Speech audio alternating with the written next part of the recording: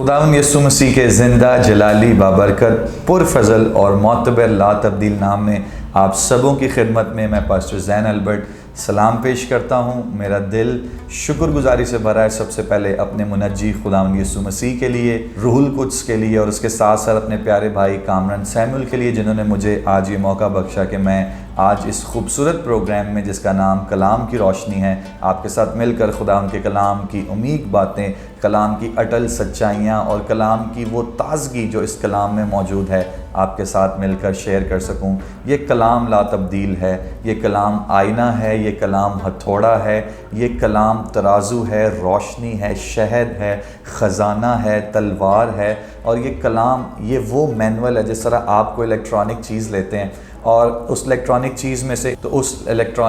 में से एक किताबचा निकलता है, एक मैनुअल निकलता है जो उस इलेक्ट्रॉनिक चीज़ को या उस डिवाइस को ठीक तौर पर इस्तेमाल करने की ताकीद देता है। और जब आप उसको पढ़कर उस डिवाइस को इस्तेमाल करते हैं तो आप बेहतर तौर पर उस डिवाइस को या उस चीज़ को ऑपरेट कर पाते हैं। इसी तरह ये खुदा का जो कलाम है, जो ला तब्दील है, ये वो मैनुअल है जो खुदा ने इंसान के लिए रखा है। जब आप इस मैनुअल को, इस कलाम को पढ़कर ज़िंदगी गुजारते हैं, इसके मुताबिक ज़िंदगी गुजारते हैं, इसमें आपकी जड़ें मजबूत हो जाती हैं, ये आपकी चट्टान बन जाता है, आपका तवक्कुल इस पर आ जाता है, ये आपके अंदर जड़ पकड़ लेता है, तो आपकी ज़िंदगी और बेहतर से बेहतरीन होती चली जाती है। सो मेरा ईमान है कि आज के कलाम के वसीला से आप ज़रूर बरकत पाएंगे। आइए मेरे साथ वक्त को ज़ाया किए बगैर, अगर आप इस वक्त टीवी स्क्रीन्स पर मुझे देख रहे हैं और आपके पास बाइबल मुकद्दस मौजूद है, तो मेरे साथ नए अहदनामा में से करंथियों का पहला ख़त यानी पौलुस रसूल का पहला ख़त करंथस की कलीसिया के नाम, उसका पहला बाब और उसकी 18वीं आयत में आज आपके लिए पढ़ना चाहता हूँ। सो खुदावंद के कलाम में कुछ इस तरह से मरगूम है, क्योंकि सलीब का पैगाम हलाक होने वालों के नज़दीक तो बेवकूफ़ी है, मगर हम निजात पाने वालों के नज़दीक खुदा की कुदरत है। सो खुदावंद के पाक कलाम के पढ़े और सुने जाने पर खुदावंद की ख़ास बरकत हो। खुदावंद के पाक कलाम के पढ़े और सुने जाने पर खुदावंद की ख़ास बरकत हो। आज जो टॉपिक या उन्वान मैं इस थोड़े वक्त में आपके साथ शेयर करना चाहता हूँ वो है सलीब का पैगाम। लेट मी टेल यू,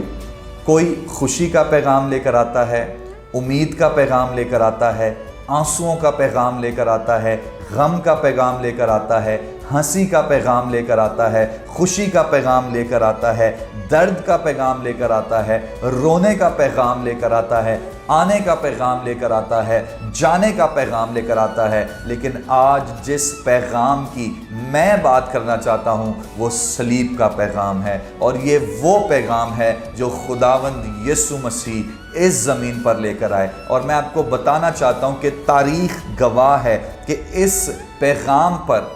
इस मैसेज पर आज तक जिन लोगों ने गौर किया है, जिन लोगों ने अमल किया है, इस पैगाम को जितने लोगों ने कबूल किया है, एक्सेप्ट किया है, इस पर ईमान ले आए हैं, इस पर भरोसा ले आए हैं, तारीख़ बयान करती है, बाइबल मुकद्दस बयान करती है कि खुदा ने उनकी ज़िंदगियां बदल दी हैं, उनके ज़ाविये बदल दिए हैं, उनका उठना बैठना बदल गया है, उनके तरीक़ेकार बदल गए हैं, उनके बख्त बदल गए हैं, उनकी किस्मतें बदल गई हैं, उनके रवैये बदल गए हैं, ख़ानदान बदल गए हैं, उनकी ज़ाती ज़िंदगियां बदल गई हैं, रूहें तब्दील हो गई हैं, पुरानी शख्सियत ख़त्म हो गई है,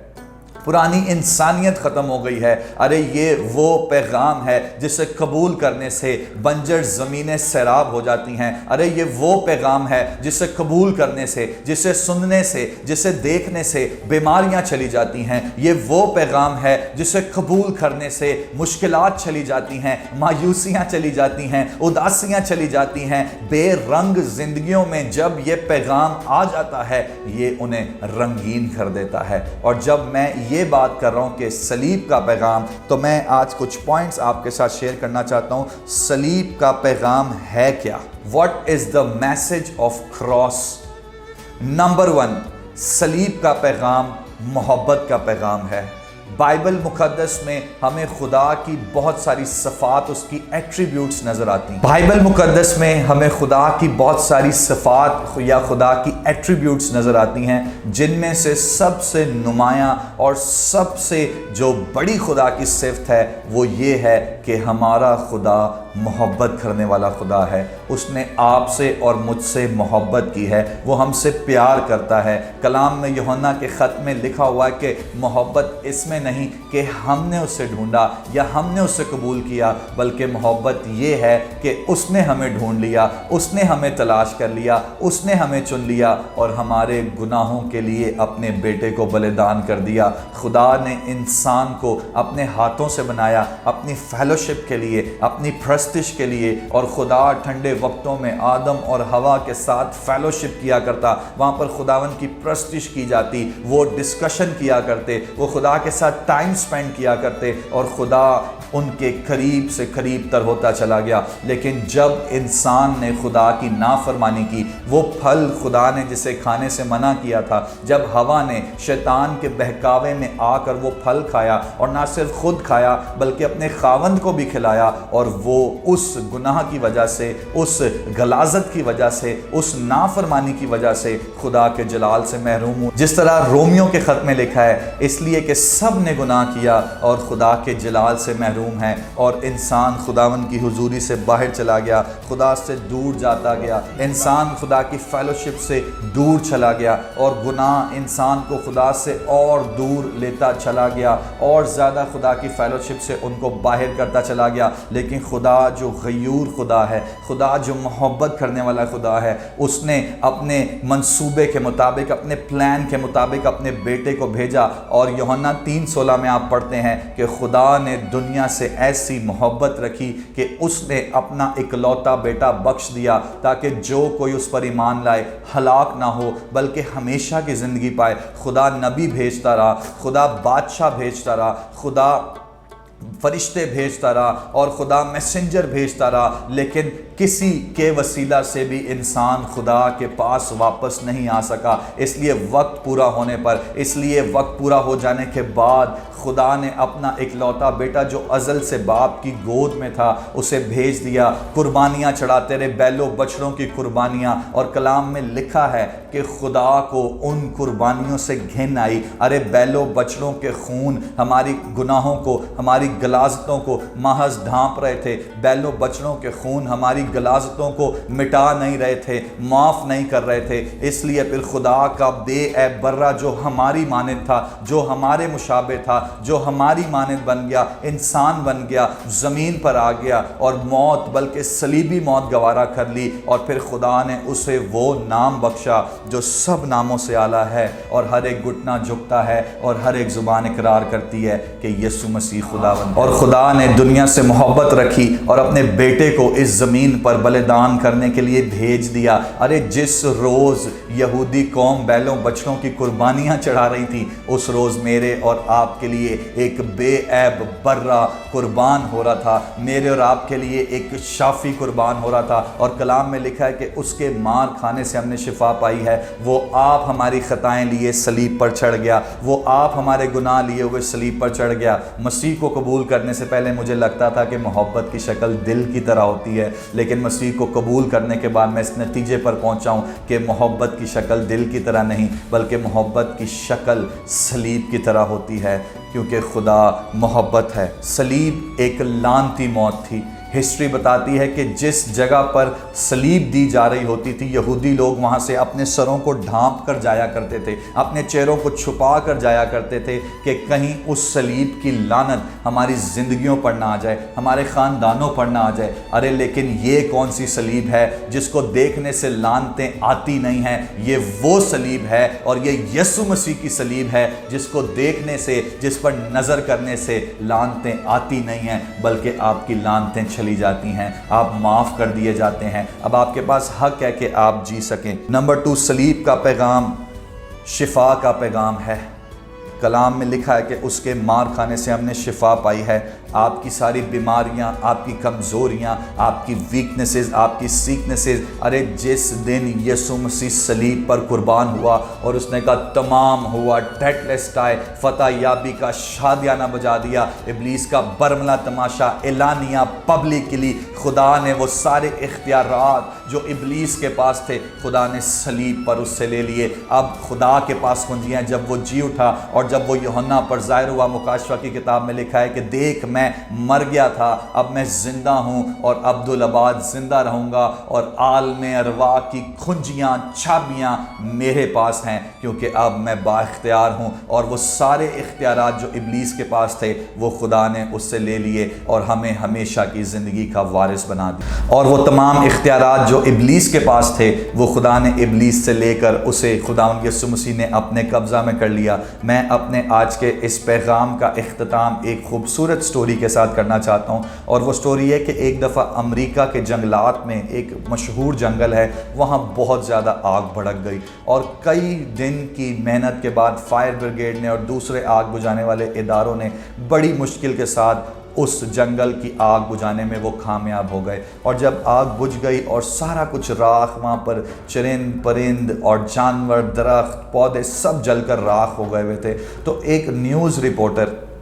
اپنے کیمرہ مین کے ساتھ وہاں پر نیوز بنانے کے لیے یا وہاں پر ان کو دیکھنے کے لیے وہ اس جنگل میں، اس جلے ہوئے جنگل پر پہنچا، اور جب وہ اس ساری منظر کی وہ ویڈیو بنا رہے تھے اور رپورٹنگ کر رہے تھے تو اس سے دور سے ایک جلتی ہوئی چیز نظر آئی،